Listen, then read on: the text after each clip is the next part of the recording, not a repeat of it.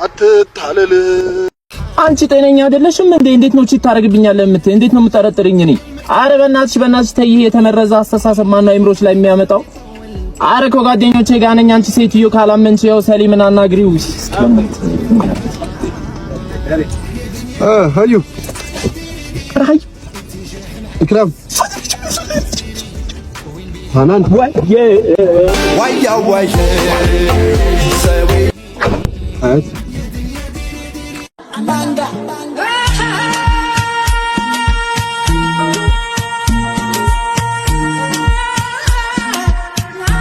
ታቦት ይሰርቅና መኪና ይገዛል።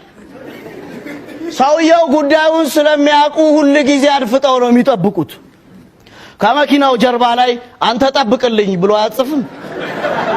ሰውየው ይሄን አዩና እና ንብረቱን ላይ ጠብቅ ትፈልጋለህ? ፓራራ ማራ ሻራ ባራካ ሻራ ኢየሱስ ክርስቶስ ኢየሱስ ያድናል በለው ይላል። ሳት ይላል ይታየኛል። እዚያ ጋር ባለ ቆይ ኮፍያ ካለ እሳት ለኛል። ባለ ነጭ ካልሲ እንግዲህ ጥቁር ቡታንታ ያረክ እሳት ይላል። በግራ በኩል ይታየኛል። እስኪ እጁን ይዛችሁ ላጣርጋ አምጣው ወደዚህ። እሳት ብያለሁ እንግዲህ እሳት ብያለሁ። አቦ የሸረፋ ልጅ መኪና ገዛ እኮ አልሐምዱሊላህ። ያቺ ነፈረንጃህያ አለላት ገዛት። ግን ኢሉሚናንቲ ነው አሉ። ምን አፈር ነው እሱ? አይ የሰይጣን አምልኮ ነው። ሰይጣን ብር የለውም ልጄ ስማኝ፣ ችግር ነው ያለው። ቢኖረው ኖሮ በአንተ በወንድሙ አይጨክንም። ለአንተ ትቂማለህ፣ ታጨሳለህ፣ ውሸቱ አይቀርህ፣ ስርቆቱ አይቀርህ። አንተ ወንድሙ እያለ ለባዳ ወስዶ ይሰጠዋል? አያደርገውም። ሰማኛለህ? የሰፈር ሴት አልቀረ ስትል ከሰከስ ከዛች ከአህመድ ልጅ ጋር ደግሞ እያየሁ ነው። ይሄው ሌላ አይደለም። አግባ በልታ ሆዷ ተነፋ ይባልና ይበላል፣ በጥርስ ይበላል። አልበጅህም፣ ሰላም አልውልህም። ልቀጠቅጥህና ጋድዬ እጄን ለመንግስት ይሰጣል። እኔ ሲወድሽ ማታፈቅርኝ ምስጥሩ ምንድን ነው? አንዴ ንገርኝ። ቆፋዬ በኔ ሞት እኔ አፈርስ ሆነ አንድ ዜ ሳቅና ልየው ጥርስህን ጀዝባ ደገምሹ አዛፍ ተሰቅዬ ከቁንጮስ ደርስ ውረጅ አለኝ የቆፋዬ ጥርስ። ደጋግማችሁ ብታዩት እንኳን የማይሰለቻችሁን ቆንጆ የሆነ ስራ ልጋብዛችሁ። አደራ ልፍቼበታለሁና ሼር ማድረጋችሁን እንዳትረሱ።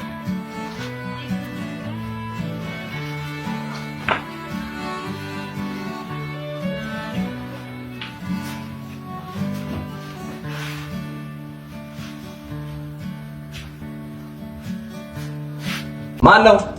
በድርድ ማን ነው? በድርድ የብክር ያላችሁ አለ። አዎ። ስንት ነው? 20 ሺህ 20 ሺህ? አዎ። ሻወር አለው? አለው። ፋብላሽ ታጠቡ። ሰላም እንኳን ደህና መጣ። ትሬሲጋ ኪትፎ የበግ ስጋ አለ። ትሬሲጋ ስፔሻል ጎንጆ ቾማ እንኳን ደህና መጣ። የኔ የምትላቸው ፍቅር የሰጣቸው ላንተ የሚያኖሩት ቦታ ከሌላቸው ትተህራቃቸው። ምናልባት አንድ ቀን የሰጠኸው ፍቅር ጎድሎ ሲታያቸው የለመዱት ሲቀር ዋጋህን ያቁታል፣ ፈልገው ያጡታል። ያኔ ሲፈልጉ ኖረ ቅረባቸው፣ ቅሬታ ሳይሆን ፍቅር እንዲገባቸው።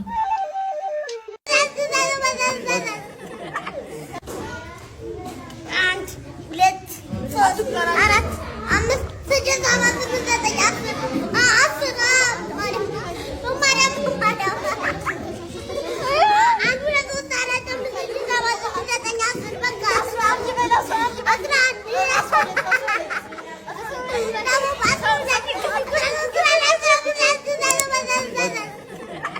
ጊዜ የለኝም። ቶሎ ጠይቁኝና ልሂድበት። እሺ ጥያቄሽ ምንድን ነው? ጀምሪ እስኪ አንቺ። ለምንድን ነው የሰው አጥር ስር እየሄዳችሁ ዝም ብላችሁ የምትሸኑት?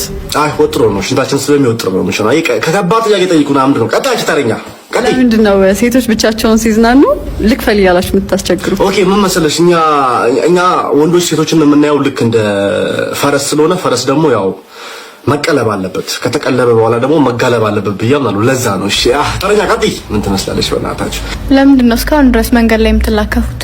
ኦኬ ያንቺኛዋ ጥሩ ነው። እንትን ነው አስተያየት ነው። እንጀምራለን። በተለያዩ ቦታዎች እንጀምራለን። በቤት ለቤት እየሄድናም ለከፋ እንጀምራለን። ችግር ስጋት አይገባሽ። እሺ ያቺ ጥሩ ሀሳብ ነው ያንቺ። ቀጥይ እስኪ ያንቺኛዋ። ለምንድነው እቺ የምታረጉት? ታጠቢ ጸዳቤ ፈታቤ ምናምን ነገር ጽድትቤ ምናምን ነገር ለባልሽ ምናምን ተመቻችሽ። ያኔ ጥሩ አንማግጥም፣ ችግር የለውም። እሺ እና ፏቤ እሺ ተረኛ ቀጥይ አንቺ። ለምንድን ነው ሴት ልጅ ዴት ለማድረግ ማታን የምትመርጡት? ይሄ እናንተ መጠየቅ ነው ያለብን እንጂ እኛ አይደለንም እንዴ። እኛ ከቀኑ 7 ሰዓት ላይ እኛ ቤርጌ መግባት ችግር የለብንም። የፈለግንበት ቦታ ዴት ማድረግ ችግር የለብንም። ይሄ ሲጀመር ጥያቄያቸውን ራሱ ማውጣት ልመዱሽ። እንደውም ተረኛ ቀጥይ ትመስላለች። ምንድን ነው ጥፍራችሁ የምታሳድጉት? ኦኬ ጥፍር እንትን ነው ሃንድወርክ ስለማንሰራ ነው። አመሰግናለሁ። አንዱ ማለት ነው የመርሳት ችግር አለበትና ማለት ነው ሚስቱን ሰርፕራይዝ ሊያረጋት ስጦታ ሊሰጣት አይንሽን ጨፍኝ አላትና ከዛ በኋላ አይኗን ከጨፈነች በኋላ እኔ ላለማየት ነው አይንሽን የጨፈንሽው ብሎ ከቤት አላባረራት እና አሁን ደግሞ የት ሄዳ ነው ብሎ እየፈለገ ይሄንን ታውቃላችሁ? ወፎች የህመም ስሜት ሲሰማቸው ወደ ጉንዳኖች ይሄዳሉ። ከዚያም ሰውነታቸውን ያስመረምራሉ። ጉንዳኖች ደግሞ የወፎቹን ገላ ውርር በማድረግ ፎርሚክ የተባለ አሲድ ይቀቧቸዋል።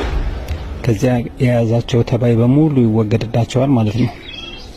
ያንን ሕክምና ካገኙ በኋላ ተፈውሰው ወደ ቤታቸው ይሄዳሉ። በጣም ብዙ አይነት ወፎች የዚህ አይነት ነገር ያደርጋሉ። በጣም የሚያስገርም ተፈጥሮ።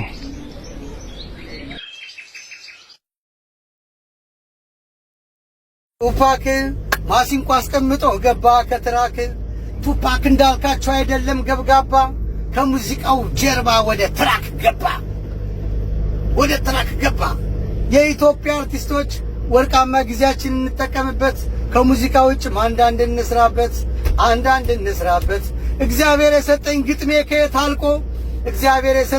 ከየት አልቆ ወደ ትራክ ገባ። ቱፓክ በማሲንቆ እንዲህ አይነት ነገር አረ የለም የትም ስነዳ ግን አንዳንዴ ምንም ሰው አልስት።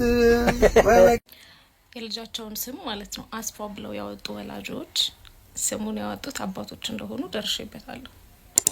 ግን ምን አስባችሁ ነው?